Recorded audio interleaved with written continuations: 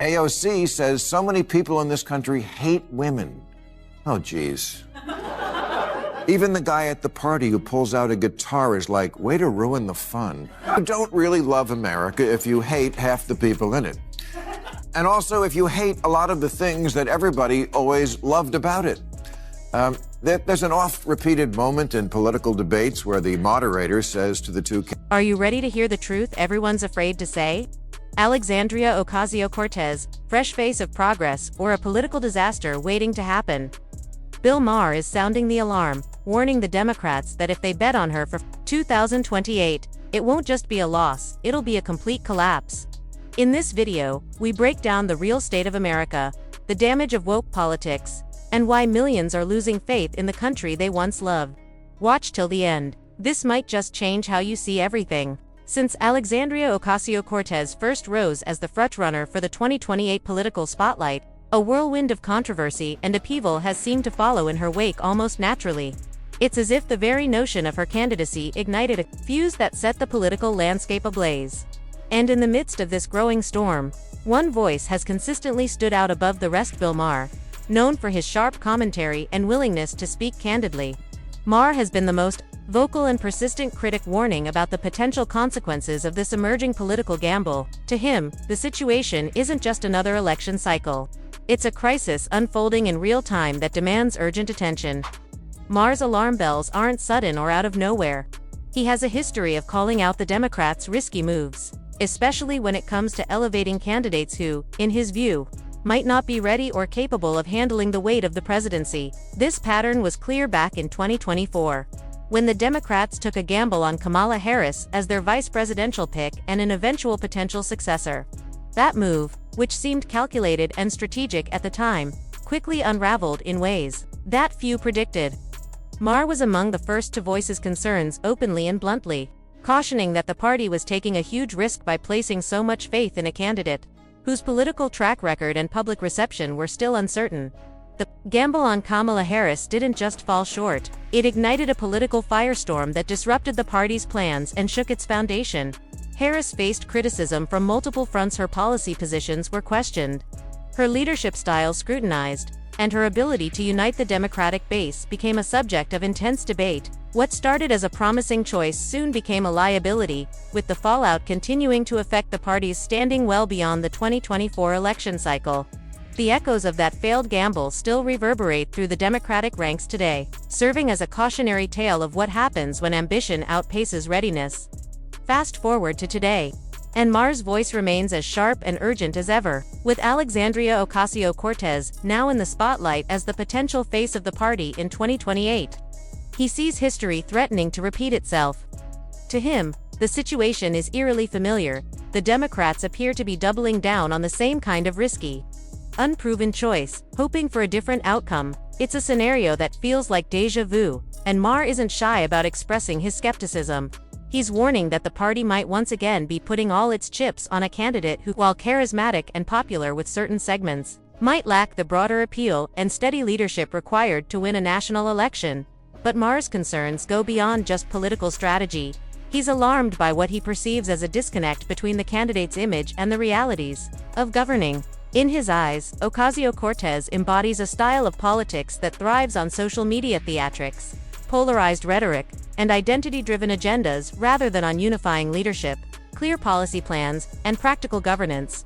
Maher argues that this approach might energize a passionate base, but risks alienating moderate and independent voters critical to winning a general election. The question he raises isn't just about popularity or ideology, it's about whether this style of politics can translate into effective leadership in the White House. Moreover, Maher sees the media's role in this saga as both a catalyst and an accelerant. The relentless cycle of headlines, viral clips, and social media buzz creates a pressure cooker environment where every misstep is magnified, and every controversy is amplified. In such a landscape, he worries that candidates like Ocasio-Cortez are forced to perform for the camera rather than govern with substance, making mistakes more likely and public trust harder to earn. It's important to recognize that Maher's warnings, while sharp, come from a place of deep concern for the future of the country and the Democratic Party. He understands that political landscapes shift, new leaders rise, and fresh ideas are necessary. But he also believes that leadership requires more than charisma and soundbites. It demands experience, wisdom, and a clear-eyed vision that can unite diverse groups and face the complex challenges ahead. As 2028 approaches, the political world watches closely. The lessons from 2024 remain fresh. A stark reminder of how quickly high hopes can turn into political headaches. Bill Maher's urgent alarms serve as a call for caution, urging the party and voters alike to look beyond surface-level appeal and ask the tough questions about readiness, resilience, and real leadership. Because, as history has shown, when the stakes are this high, repeating past mistakes isn't just risky, it could be disastrous. That the people who are getting the big crowds right now are AOC and Bernie Sanders. They're going around the country. Thank you, there's that same guy. I call him the always wrong guy. Okay, but I feel like, big crowds, again, the shiny object that the Democrats chase. It's not about the big crowds that come out to you when you're talking in a festival or wherever they are. I think it's because I think Bernie showed up at Coachella. That must have been fun for the fans. It's who shows up on Election Day. And I just don't see that's the ticket. I mean, Cory Booker, I know you've worked with him. I like Cory a lot from my home state of New Jersey. Made a speech for 25 hours. Again, just whacking each other off. Bill Maher has returned with little patience and even less optimism. He's practically pleading with the left to avoid repeating past mistakes, warning that they're about to run the same flawed strategy just dressed in new colors.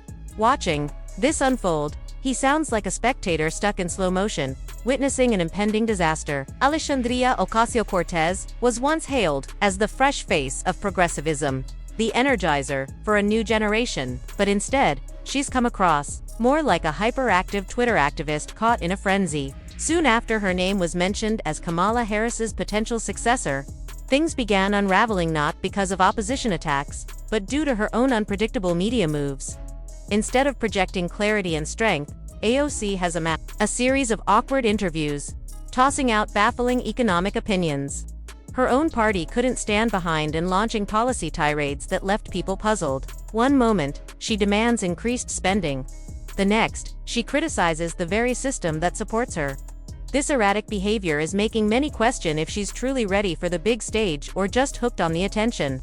Rather than gaining traction, she's burning bridges.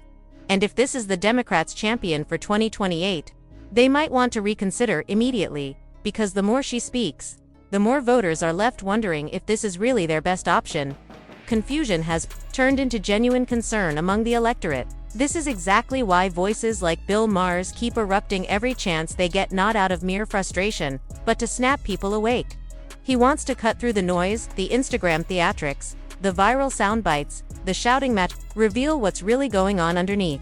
And frankly, there isn't much there. Alexandria Ocasio-Cortez seems to confuse volume for leadership and online clicks for true competence. Each of her speeches feels more like a scene from a teen drama, passionate, sure, but ultimately hollow. There's no clear plan, no coherent policy, just mood and energy. And when the pressure rises, she doesn't stand taller, she spirals. Maher isn't throwing wild accusations. He's warning us about a looming disaster. If the Democrats choose AOC as their champion for 2028, they're not just taking a chance, they're courting a political meltdown. What she offers isn't a strategy, it's spectacle. That might win social media applause, but it crashes at the voting booth. People want real answers, not attitude. Substance over snark. Maher's message couldn't be clearer: keep going down this road, and 2028 won't just be a loss, it'll be an embarrassment. The Democrats are already hemorrhaging support, not slowly, but in a flood. Their own base is walking away, fed up with a party obsessed with woke performances instead of delivering real solutions. The voters aren't buying the act anymore. Let's be honest, Joe Biden's final days in office didn't feel like a graceful exit, more like a confused shuffle. And Kamala Harris, she didn't clean up the mess, she made it worse, spinning in endless confusing speeches that even her supporters found baffling. It's no surprise the party is crumbling from the inside. This is a real crisis for the Democrats.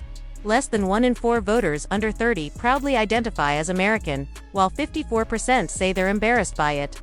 It's like being ashamed of your own family. And the feeling isn't one-sided. The party has lost perspective. Is America perfect? Of course not. No nation is, but instead of reaching out, AOC and her progressive allies have doubled down on a narrow echo chamber that alienates much of Middle America. They're not building bridges, they're burning them, and broadcasting the flames live. And don't expect Gavin Newsom or Tim Walz to be saviors. Newsom's record is littered with scandals and policies that falter in real life. Walz is just a different face, running the same virtue-signaling script. The party's loyalists are drifting toward centrists, independents, or simply dropping out of the voting process altogether. The bottom line, voters are done with the circus. The problem isn't just who's running, it's the ideology steering the ship. It feels completely out of touch with economic realities, public safety, and basic common sense. People crave stability and solutions, not slogans and lectures. If the party doesn't wake up fast, they're heading for a political blackout. So what exactly is Bill Maher calling out? He's saying you can't truly love America if you despise half its people and if you reject everything the country has historically stood for. There's a recurring moment in political debates where moderators ask candidates to say something nice about their opponent. It's a rare moment of civility. But AOC and her squad seem obsessed with tearing down everything tied to traditional American values. Maher sees it clearly and isn't holding back. He criticizes their constant outrage, identity-first politics, and the tendency to treat patriotism like a crime. For this group, if Trump even breathes near a policy, it's immediately labeled evil, no matter if it helps working families or small businesses. Tax breaks become racist, border control is xenophobic, energy independence is climate denial. They dismiss reality before it even arrives. Maher calls this not just political opposition, it's ideological self-sabotage. Instead of pushing back against Trump, they're pushing back on reality itself. The talk about fighting for the soul of America rings hollow because many liberals seem to view America as a permanently flawed villain, a country born bad and incapable of change. Despite all evidence to the contrary, Democrat Cy Bush tweeted on the 4th of July that this land is stolen land and black people still aren't free. That's a harsh statement, but it reflects a lack of perspective. Sure, America's history has flaws, but it has also changed immensely. And to those constantly chanting land acknowledgements, I'm standing on stolen land. Maher's message is clear: either return it or stop complaining. Meanwhile, everyday Americans who still wave the flag and believe in fairness and freedom are quietly walking away. Sometimes, Maher logs onto Twitter and bails after 30 seconds. Overwhelmed by what he calls a digital rage parade, young hyperliberals are hosting near-constant anti-American roasts, forgetting that this very country gave them the freedom to speak, organize, and go viral. This isn't just criticism, it's torching the foundation of the nation. America may not be perfect, but it has handed more rights, freedoms, and opportunities to its people than almost anywhere else in the world. Maher refuses to accept the left's reckless discard of voters, values, and common sense, all in pursuit of clout. He sounds the alarm. This path leads to isolation, not inspiration. Free speech, a shot at a better life. Basic rights, these are privileges many nations only dream about. Maher has traveled enough to know the stark difference. Yet, some keyboard warriors mock the very country that gave them a platform, thinking it's edgy or rebellious. It's not, it's entitled and embarrassing. And leading the charge is AOC, with her staged outrage, Instagram monologues, and endless political theater. Interestingly, 72% of Black Americans under 30 are optimistic about their future in the US, a higher number than their white peers. And sure, maybe Captain America could be renamed Captain Stolen Land, but those who open events with land acknowledgements need to either return the land or stop talking. Everything AOC does feels scripted, less about genuine leadership and more about performance. She markets herself as a working-class warrior, the tough Bronx girl fighting the system. But scratch the surface, and the story doesn't hold up. Born Alexandria Ocasio-Cortez, she grew up in Yorktown Heights, a quiet, upper-middle-class suburb, with good schools and tree-lined streets. Her bartending job. Millions of college students have similar gigs. It doesn't make her the voice of the people, just relatable. Like many others grinding through school and work. Yet AOC turns this into myth and brand, using it every election cycle to say, "I'm one of you."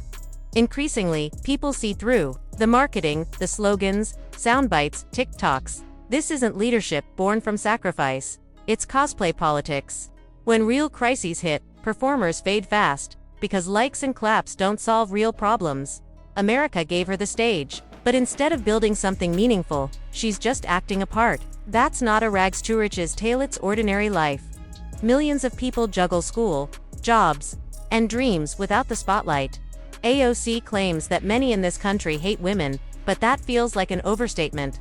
Even at casual parties, someone might joke, "Way to ruin the fun," poking at her dramatic style. She acts like she clawed her way out of hardship, but in reality, she's lived a fairly comfortable life. That's not authenticity, it's PR. And finally, more people are waking up to the act. Let's talk facts. Women in America have freedoms that are unimaginable in many parts of the world. They vote, own property, run businesses, dress as they wish, speak freely, and build their lives independently without needing a man's permission or government control. They sit in boardrooms, lead Congress, and steer entire industries. Elsewhere, women remain silenced, forced into strict dress codes, or trapped by harsh laws and brutal traditions. In many places, basic rights are still up for debate, while here, women shatter ceilings daily. When Congressman Jamal Bowman calls capitalism slavery by another name, the reality is more complex. It's not a perfect system, but equating it to slavery overlooks the opportunities and freedoms capitalism has created. Capitalism may have its flaws, but it's hands down the system that's lifted more people out of poverty and brought more hope than any other. Yet, Alexandria Ocasio-Cortez and her circle want you to believe that women in America are under siege just because the country doesn't fully embrace every radical demand from woke politics. Disagree with extreme gender theories? Suddenly, you're labeled sexist. That's the trap. Having a different viewpoint doesn't mean you hate women, it means you think for yourself. It's ironic. They shout misogyny from a country that ranks among the safest and most empowering places on earth for women. Real oppression is out there, but you won't find it in American boardrooms or voting booths. You'll find it where women are silenced for simply speaking out. Still, the victim narrative keeps rolling, as if freedom isn't enough unless it's applauded. And when it comes to the attacks on capitalism, the arguments don't hold water. The same folks railing against the system are cashing in on it, tweeting anti-capitalist rants from iPhones, sipping overpriced coffee, living in cities built by business. It's wild. They love to bash the very engine that made America a global powerhouse. Capitalism made this country prosperous, innovative, and full of opportunity. End of story. Sure, socialism or communism might sound appealing on paper, equality for all. Nobody left behind, but the free market is basically America's DNA. If you can't get behind that, it's hard to say you truly love this country. You know who really loves America? The ones not obsessed with rewinding 200 years ago or seeing the nation through a lens of guilt and resentment. But here's the truth. Economic quicksand awaits any country that buys into utopian dreams without competition or incentive. Look at Venezuela, Cuba, the old Soviet Union. All had resources and potential but crumbled under bloated governments and zero motivation to hustle. People don't flee to socialism, they run from it, risking everything to reach capitalism's shores, crossing deserts, dodging danger. They gamble everything because they know the other side is far worse. Capitalism isn't perfect, but it drives innovation, rewards hard work, and gives people a chance to build their own futures. That's how progress happens, not through government handouts or top-down control, but through personal drive. America shouldn't flirt with socialism. It should sprint the other way. We don't need more empty slogans. We need systems that deliver results, not drain resources. Immigrants understand this better than most. They've seen shortages, oppression, and systems that crush ambition. So when they risk everything to get here, they aren't chasing handouts, they're chasing opportunity. That chance to rise is worth every risk. If America was truly the broken, hopeless place AOC and her allies paint, why do millions still fight to get in? Because despite its flaws, America still shines as a land where effort matters and freedom is more than just a word, it's a way of life. Immigrants aren't lining up for socialism or identity politics. They're running from places where speaking out means jail time, where ambition goes nowhere, and survival is the ultimate goal. They get freedom in a way many progressives don't because they've lived without it, so it's almost laughable to hear privileged politicians trash the very country that supports them, all from taxpayer-funded offices with every safety net imaginable. Meanwhile, the real fighters, the ones who've lost sleep, crossed borders, and juggled multiple jobs just to survive are the ones who still believe in America's promise. Not perfection, but hope. A fighting chance. America delivers. And that's why people risk it all to reach its shores, not because it's flawless, but because it tries harder than most places on Earth. Funny how the loudest critics often had the smoothest rides, screaming about injustice from their iPhones, sipping lattes in gated communities. But those who know real hardship, they know the truth. This country matters, so tune out the noise. When the dust settles, America remains the best shot at liberty, opportunity, and truth the world has ever seen. If that resonates, smash that like button, drop a comment, and subscribe for more. Thanks for watching, and catch you in the next one.